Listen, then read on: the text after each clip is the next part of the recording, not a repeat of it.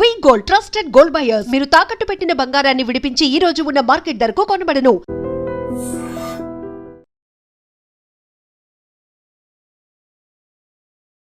Welcome to iDream media.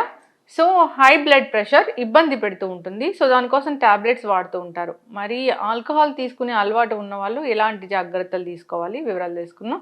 మనతో పాటు ప్రముఖ internal medicine specialist doctor Rajesh Ukkala గారు ఉన్నారు. డాక్టర్ గారు నమస్తే అండి. నమస్తే డాక్టర్ గారు, హై బ్లడ్ ప్రెషర్ అంటే జనరల్గా ఒక 100 మంది ఉంటే ఎంతమందికి ఉంటుంది? సో బేసిక్లీ దీని స్టాటిస్టికల్ డేటా ట్రూ పిక్చర్ తెలియట్లేదు.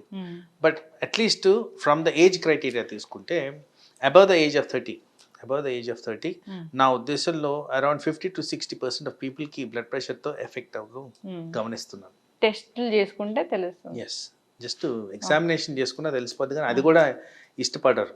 అవును, ఒకవేళ అది డిటెక్ట్ అయినా కానీ ఇది ఇప్పుడే తప్పు వచ్చిందిలే, ఇది వరకు నాకు నార్మల్ ఉండేదిలే అనేది చాలా ఎక్కువ, ఆ ఎక్స్క్యూజ్ అనేది చాలా ఎక్కువ చూస్తాను.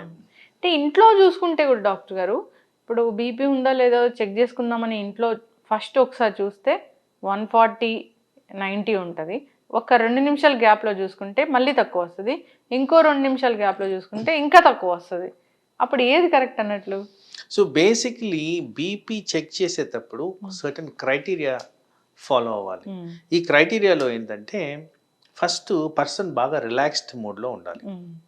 ఒక హాఫ్ అన్ అవర్ బిఫోర్ కాఫీలు, టీలు, ఎక్సర్సైజ్ ఇలాంటివి చేసి ఉండకూడదు. బీపీ చెక్ చేసే టైంలో పడుకొని రెస్టింగ్ ప్లేస్లో ఉండి ఆర్మ్, హార్ట్, మెషిన్ అన్నీ ఒకే లెవెల్లో ఉండేటట్టు మనం చేసుకోవాలి. ఒకవేళ పడుకునే పరిస్థితి లేకపోయినా కూర్చున్నా కానీ అదే లెవెల్లో మెయింటైన్ అయ్యేటట్టు చేసుకోవాలి. పడుకోవడం ఎందుకు పెడుతున్నానంటే పడుకున్నప్పుడు రిలాక్సేషన్ అనేది బెటర్గా ఉంటుంది. హాస్పిటల్ అది కుదరదు కాబట్టి జనరల్గా అది చేయం. బట్ కూర్చున్నా కానీ కూర్చునే పద్ధతి ప్రాపర్గా చూసుకుంటే అది correct way of doing blood pressure. మీరు అన్నట్టు ఎలక్ట్రానిక్ ఆపరేటిస్ వాడినప్పుడు అట్లీస్ట్ 3 రికార్డింగ్స్ మీన్ అగ్రిగేట్ తీసుకుంటే అది కరెక్ట్ పద్ధతి. సో ఇలాంటివి చేస్తున్నప్పుడు తరచుగా చాలామంది చేస్తున్న మిస్టేక్స్ ఏంటంటే ఫోన్లో మాట్లాడడము, ఎవరితో మాట్లాడడము, ఎవరితోనో నవ్వుకోవడము, ఇలాంటివి కాకుండా సైలెంట్గా ఉండడం అనేది ఇంపార్టెంట్. సో ఈ హాఫ్ అన్ అవర్ రిలాక్సేషన్ వల్ల బేస్ లైన్ బ్లడ్ ప్రెషర్ అనేది మనకు వచ్చేస్తుంది. తర్వాత మీరు ఇందాక అడిగిన క్వశ్చన్లో వేరియబిలిటీ, ఎందుకు నంబర్స్ వేరీ అవుతున్నాయి అంటున్నారు. సో ఈ నంబర్స్ వేరియేషన్ ఏంటంటే జనరల్గా మనం బ్లడ్ ప్రెషర్ తీసుకుంటున్నప్పుడు కుదుటుగా వాళ్ళ దగ్గర కూర్చొని కాసేపు ఆగి తీసుకుంటున్నాం కాబట్టి మీరు దానికన్నా ముందు చేస్తున్న యాక్టివిటీ రికవరీ అవుతుంటారు కాబట్టి బ్లడ్ ప్రెషర్ స్లోగా తగ్గుతూ వస్తుంది. సో అందుకోసం నేను అంటున్నాను కదా, మీన్ యావరేజ్ తీసుకోండి. ఆ 3 రికార్డింగ్స్కి మీన్ యావరేజ్ తీసుకుంటే వచ్చేదే మీ true amount of blood pressure.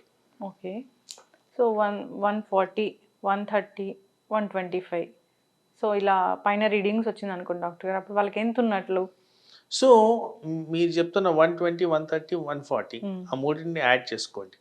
మూడింటిని యాడ్ చేసుకొని నంబర్ 3 డివైడ్ చేసుకుంటే వచ్చే అగ్రిగేట్, అది మీ true reflection of blood pressure. This falls into a normal criteria, abnormal level కాదు. హవెవర్ సేయింగ్ దట్ ఒక నార్మల్ పర్సన్కి బ్లడ్ ప్రెషర్ అనేది లెస్ దెన్ 120, లెస్ దెన్ 80 ఉండాలి. అది ఇంపార్టెంట్. ఇంకా బ్లడ్ ప్రెషర్ ఉన్న వాళ్ళకి 130, 85 వరకు టార్గెటెడ్ బ్లడ్ ప్రెషర్ అనేది అలౌడ్.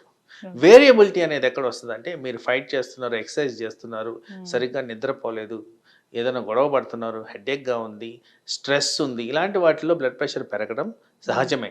కానీ ఆ లెవెల్ పెరగడం అనేది ఎక్కువసేపు అలాగే ఉండడానికి లేదు. Sustained elevation of blood pressure అనేది కరెక్ట్ కాదు. Transient elevation of blood pressure is a normal phenomena.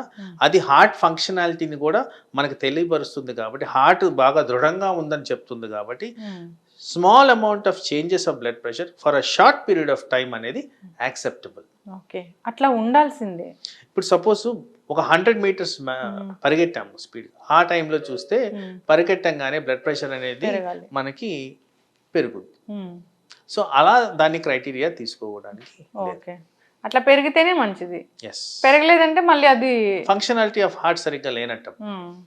Okay, so అట్లా కూడా చెక్ చేసుకోవాలి. ఎస్ డాక్టర్ గారు, అంటే బీపీ ట్యాబ్లెట్లు వాడుతున్నా కానీ ఒక్కొక్కసారి బీపీ పెరిగిపోతుంది అంటే ఏమైనా తినే ఆహార పదార్థాలు కారణం అవుతాయా? ఉప్పు అలాంటివి ఎక్కువగా తినడం వల్ల? Most common factors affecting blood pressure most కామన్గా నిద్ర సరిగ్గా లేకపోవడం, మానసిక ఒత్తిడి, lack of exercise, high cholesterol, high salt content, ఊబకాయము, ఒబ్స్ట్రక్టివ్ స్లీప్ అప్నియా అండ్ కొన్ని రకాల underline heart conditions and organ failures blood ప్రెషర్కి దారితీస్తాయి. బీపీ టాబ్లెట్ వాడుతున్న వాళ్ళు ముఖ్యంగా ఎలాంటి జాగ్రత్తలు తీసుకోవాలి? 100% చెప్పిన డోస్ సరిగ్గా టైంకి వేసుకోండి. చాలా మందిలో ఈరోజు కూడా నేను నా ప్రాక్టీస్లో చూసింది 11 గంటలకి 12 గంటలకి టాబ్లెట్ ఇప్పుడే వేసుకున్నాను సార్, ఇప్పుడే ఇడ్లీ తిన్నాను, ఇప్పుడు వేసుకున్నాను. ఇది చాలా రాంగ్. వేసుకోవాల్సింది 8 o'clock. 8 o'clock మందు వేసుకోండి. సాయంత్రం కూడా మీకు మందు ఉంటే అది కూడా 8 o'clock వేసుకోండి. జనరల్ డాక్టర్ ప్రిస్క్రిప్షన్స్లో 8 and 8 ఎక్కువగా టైం మెయింటైన్ చేయడం అనేది ఎక్కువగా ఇంపార్టెంట్. Then appropriate dose. ఇప్పుడు దాంట్లో కెమికల్ ఫార్ములేషన్ ఏముందనేది చాలా మందికి తెలీదు, మందు కూడా చాలా మందికి గుర్తుండదు.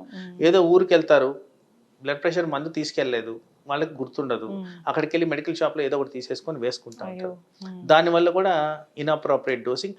ఇది పర్టికులర్గా ఎవరైతే ఎక్కువ ట్రావెల్ చేస్తుంటారో, ఈ బిజినెస్ పీపుల్ ఎవరైతే ట్రావెల్ చేస్తుంటే వాళ్ళలో ఇది గమనించాను. నాకు ఒక కాల్ కూడా వచ్చింది, మీ నెంబర్ కోసం అడిగింది. అంటే ఒక 2 years బ్యాక్ ఎక్కడికో వెళ్ళారు, టాబ్లెట్స్ తీసుకెళ్ళలేదు. 5 days తర్వాత వాళ్ళకి బాగా బీపీ పెరిగిపోయింది, హెడేక్ వస్తుంది అని. సో అంటే 5 days కూడా వేసుకొని వాళ్ళని కూడా చూస్తాం మనం. ఇది చాలా ఫ్రీక్వెంట్గా చూస్తుంటాం. తర్వాత టాబ్లెట్ కట్టింగ్, అది కూడా ఈ రోజే చూశాను నేను. నంబర్ ఆఫ్ టాబ్లెట్స్ ఎక్కువగా ఉన్నాయి, వాళ్ళకి నచ్చలేదు అనుకోండి, కొన్ని తీసేస్తారు. అది ఏం తీసేస్తారో తెలియదు, వాళ్ళ ఇష్టం. వాటిలో పొరపాటున బ్లడ్ ప్రెషర్ టాబ్లెట్ తీసేస్తే అనవసరమైన అనర్థాలకి గురవుతూ ఉంటారు. ఇప్పుడు పండగలు వచ్చినా, ఏదైనా ఫంక్షన్లు అయినా, దావతులు చేసుకుంటూ ఉంటారు, ఆల్కహాల్ తాగే అలవాటు ఉండే వాళ్ళు ఉంటారు, అప్పుడే ఆల్కహాల్ తీసుకునే వాళ్ళు కూడా ఉంటారు. వాళ్ళకి బ్లడ్ ప్రెషర్ ఉంటుంది. ఆ రోజు ఆల్కహాల్ తీసుకుంటే బీపీ టాబ్లెట్ వేసుకోవాలా వద్దా? ఇందాక నేను చెప్పిన criteria, risk factors for blood pressure పెరగడానిలో ఈ రెండు చాలా ఇంపార్టెంట్. ఒకటి ఆల్కహాల్, రెండోది స్మోక్. Very very important. చాలా హై లెవెల్స్లో రిస్క్ దారి తీసే విధంగా పనిచేస్తాయి కాబట్టి ఇక్కడ దీన్ని చాలా మటుకు శ్రద్ధగా మనం గమనించుకోవాల్సిన అవసరం ఉంది. ఎవరికైతే బ్లడ్ ప్రెషర్ ఉంటుందో, బ్లడ్ ప్రెషర్ డయాగ్నోసిస్ అయిన తర్వాత మందులు వాడుతుంటారో, వీళ్ళు తప్పనిసరిగా ఈ రెండింటిని మానేయడం అనేది ఖచ్చితంగా చెప్తున్నాను. మానేయడం అనేది ముఖ్యం.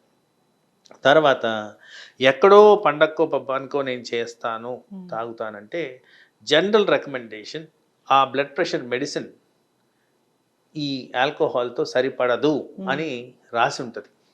వాటి మధ్య ఇంటరాక్షన్ జరుగుద్ది, ఆ బ్లడ్ ప్రెషర్ కంట్రోల్ అనేది సరిగ్గా రాదు. ఆల్కహాల్ మూలన బ్లడ్ ప్రెషర్ పెరిగేదానికి ఆస్కారం ఉంది. సో బ్లడ్ ప్రెషర్ మందు సరిగ్గా పనిచేయక ఆల్కహాల్ మూలన బ్లడ్ ప్రెషర్ పెరిగినందుకు మేజర్ అనర్థాలు, పర్టికులర్గా హార్ట్ అటాక్, బ్రెయిన్ అటాక్ వచ్చేదానికి ఆస్కారం ఉంది. కాబట్టి అలాంటివి అవాయిడ్ చేయడం అనేది చాలా ఇంపార్టెంట్. ఎస్.